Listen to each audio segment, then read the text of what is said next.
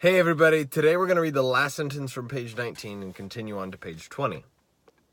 There were screams from the dining room, and Uncle Vernon burst into the kitchen to find Harry, rigid with shock, covered from head to foot in Aunt Petunia's pudding.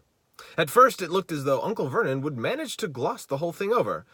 Just our nephew, very disturbed. Meeting strangers upsets him, so we kept him upstairs. He shooed the shocked Masons back into the dining room, promised Harry he would flay him to within an inch of his life when the Masons had left, and handed him a mop. Aunt Petunia dug some ice cream out of the freezer, and Harry, still shaking, started scrubbing the kitchen clean. Uncle Vernon might still have been able to make his deal if it hadn't been for the owl. Aunt Petunia was just passing around a box of after-dinner mints when a huge barn owl swooped through the dining room window, dropped a letter on Mrs. Mason's head, and swooped out again. Mrs. Mason screamed like a banshee and ran from the house, shouting about lunatics.